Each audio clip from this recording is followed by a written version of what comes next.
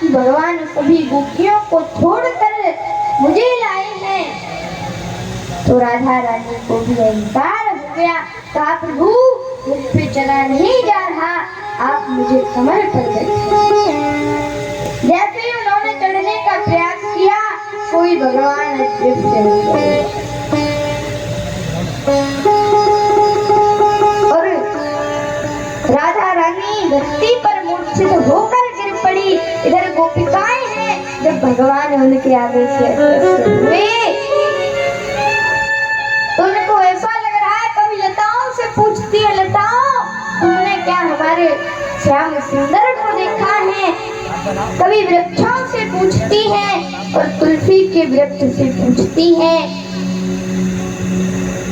देवी आपके बिना तो हमारे कन्हैया भोजन भी नहीं पाते, आपको तो पता होगा, लेकिन तुलसी माता ने भी मना कर दिया।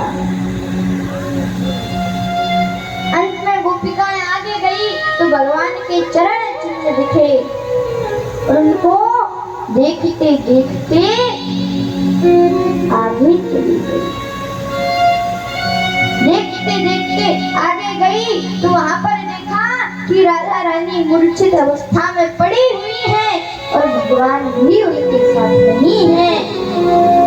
तब उन्होंने जैसे तैसे राधा रानी को जगाया और उन्होंने विचार किया कि हम आगे जाएंगे तो कहीं और आगे भागेंगे, इसलिए वे यमुना जी के तट पर गई और भगवान का भजन करती गोविंद गोविंद भजने लगी। भगवान है, भगवान को भी दया आ गई। भगवान को दया आई तब भगवान सभी गोपियों के सामने प्रकट हुए।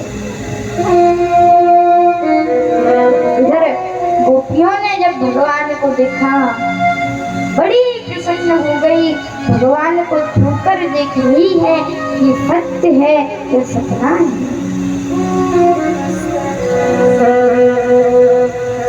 भगवान को अपनी जंघा पर सुला लिया और सभी गोपियां भगवान से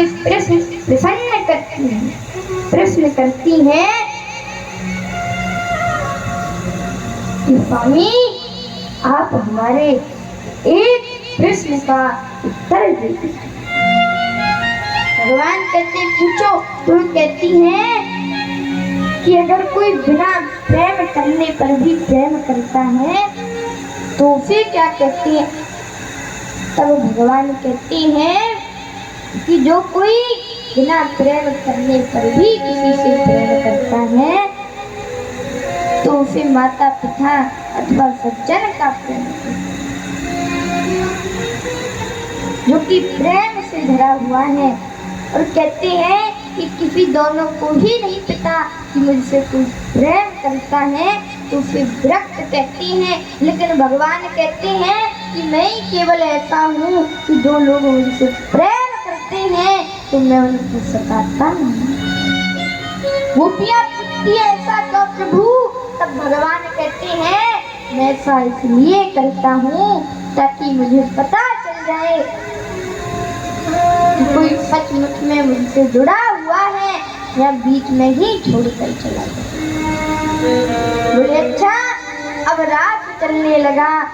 भगवान सभी गोपिकाओं के साथ